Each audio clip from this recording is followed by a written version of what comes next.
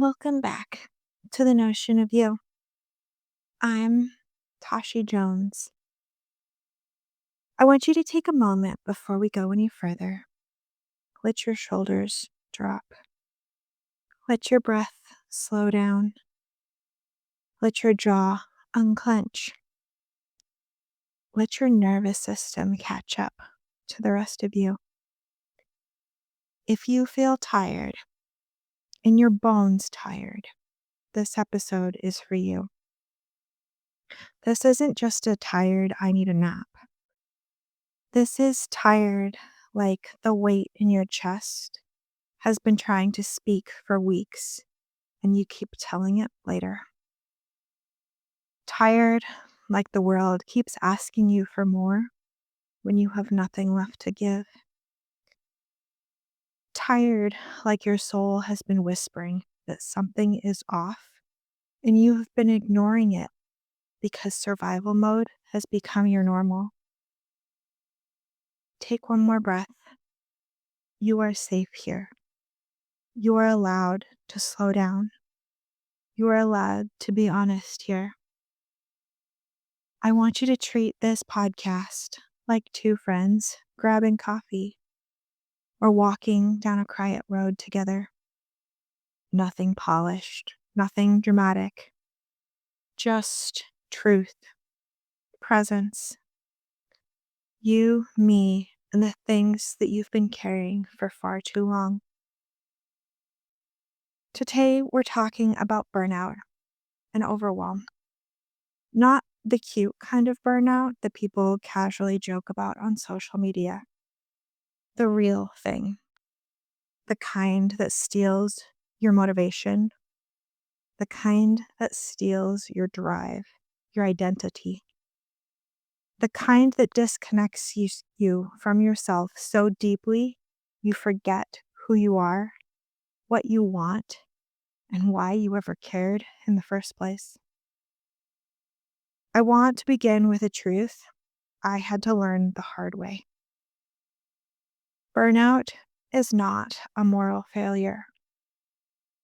Overwhelm is not a lack of discipline.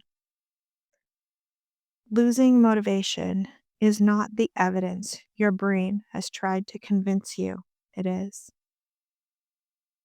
And if you have been feeling disconnected, discombobulated, numb, angry at yourself for not being able to get it together, or like the pieces of you no longer fit, I want to name it clearly.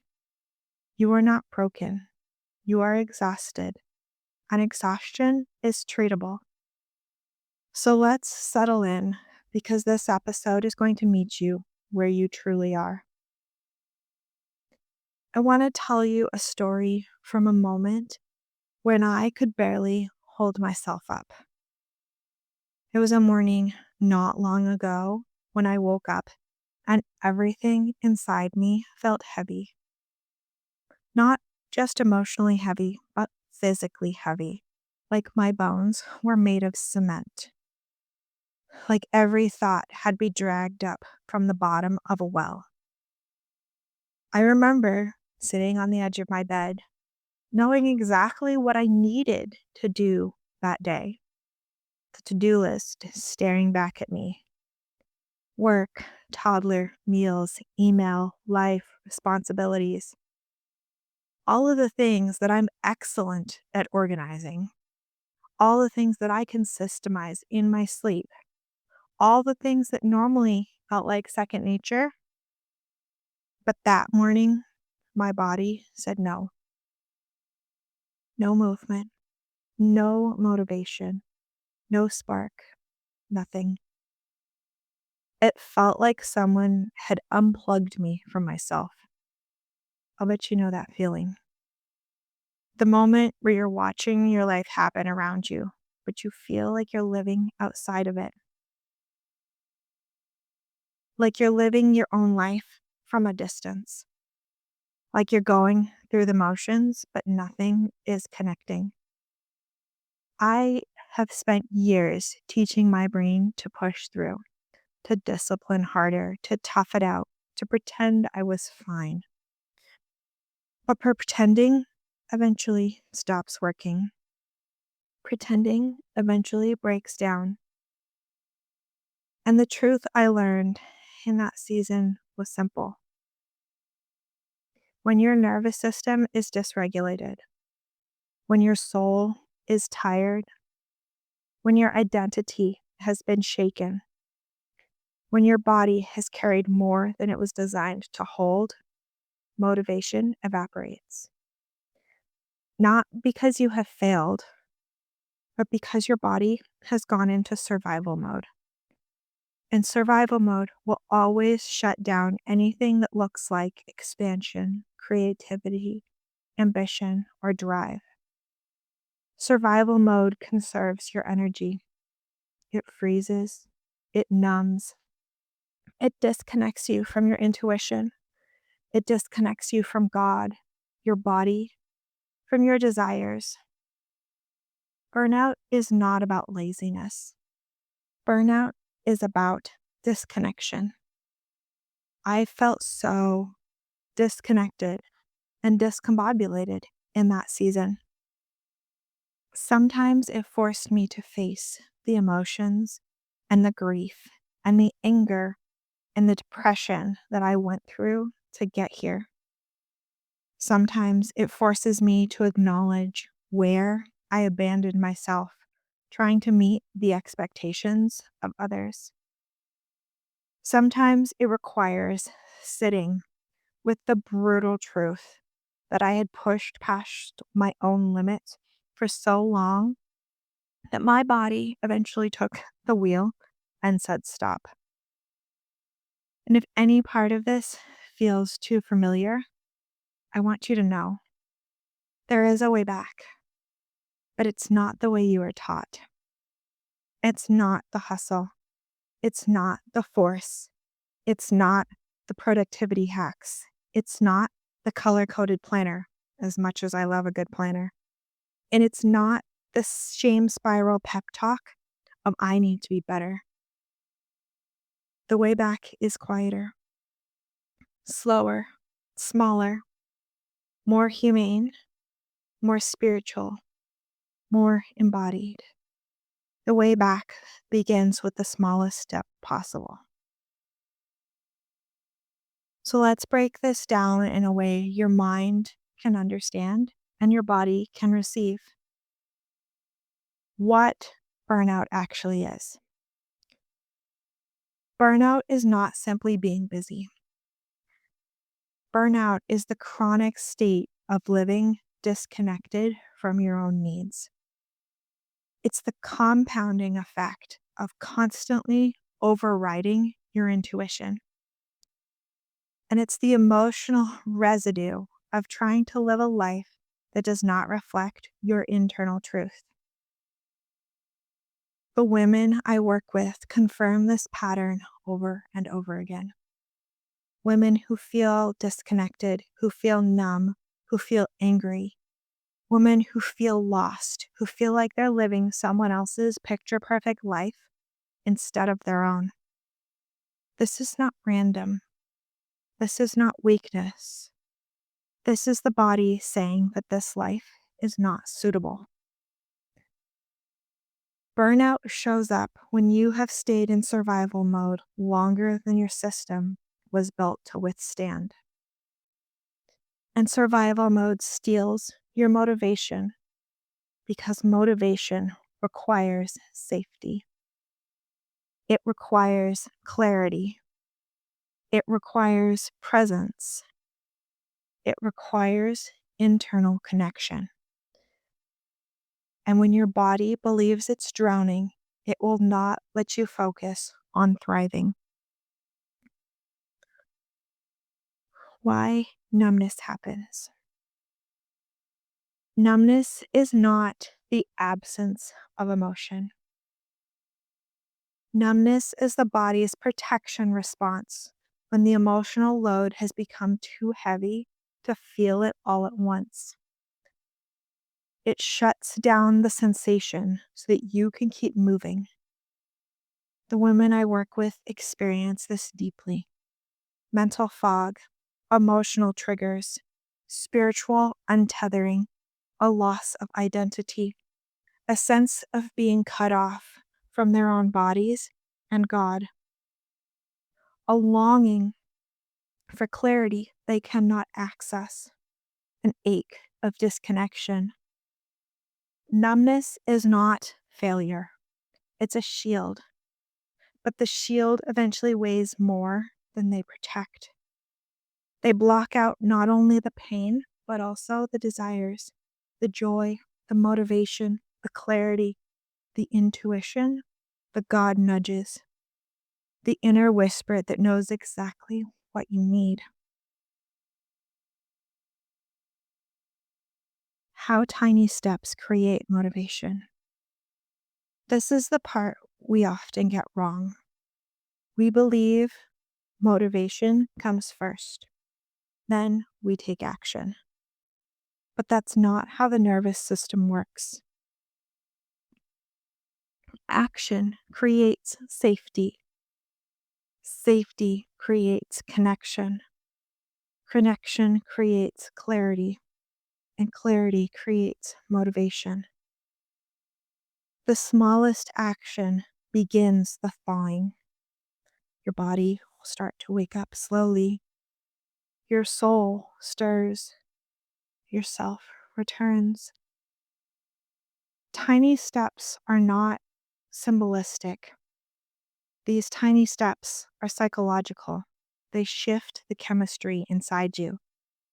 They signal to your nervous system that you're no longer drowning. They re-establish the pattern of self-trust you lost along the way.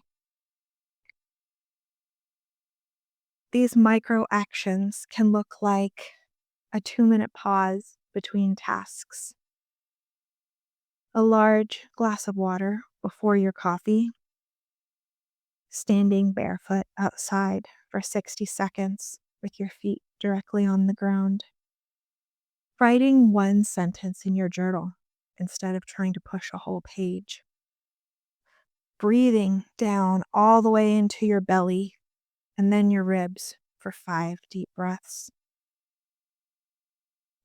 touching your heart and acknowledging what hurts without trying to fix it.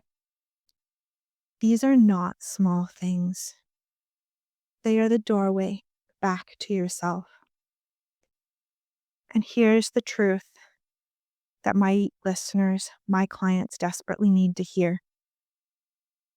Gentle progress is still progress. Slow movement is still movement. Grounded steps are still steps. You do not need to be fast.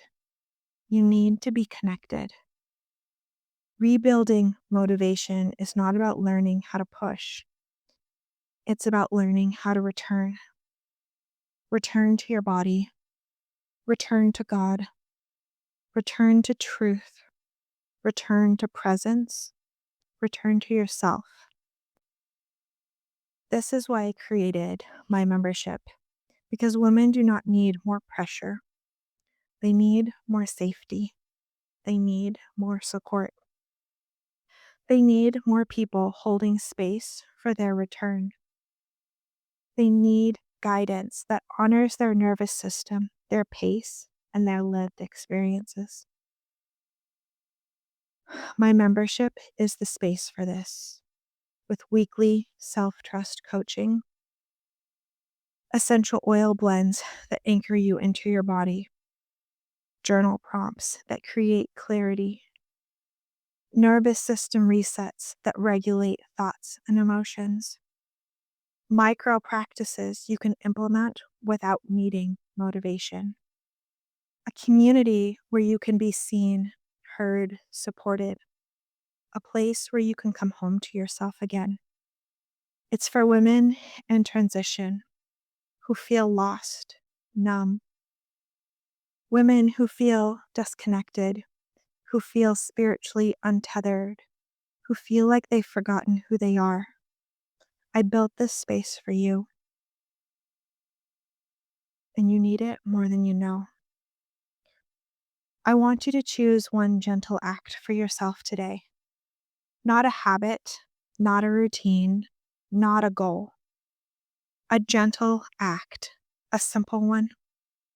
One simple thing you can do without motivation. Something that supports the version of you who is trying so hard to come back to life.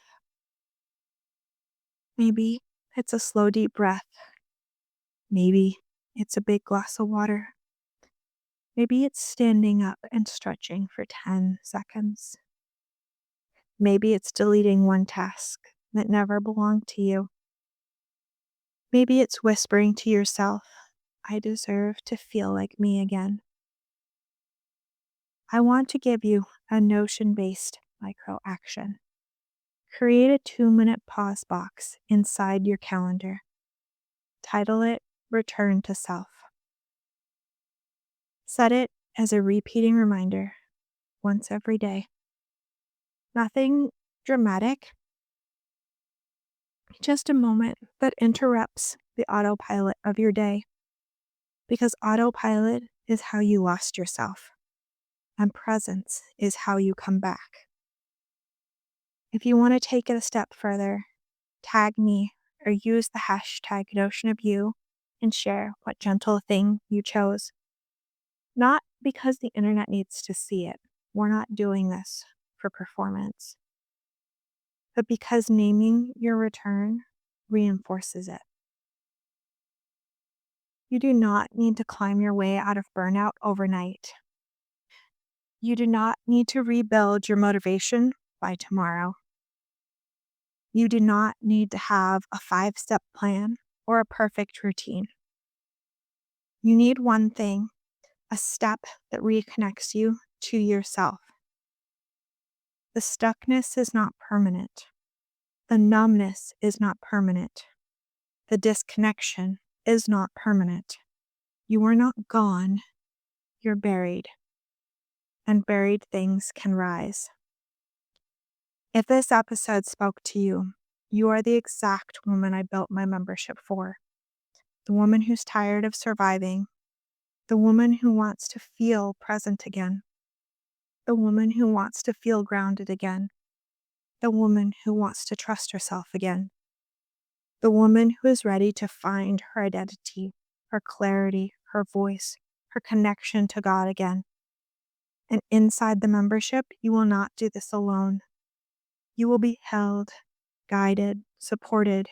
You will learn to return to yourself, one gentle step at a time. Next week, I'm sharing something I was afraid to say for a long time, and how telling the truth ended up changing everything. I want you there. But for now, take a breath. Take your pause. Take your gentle act. You are already on your way home.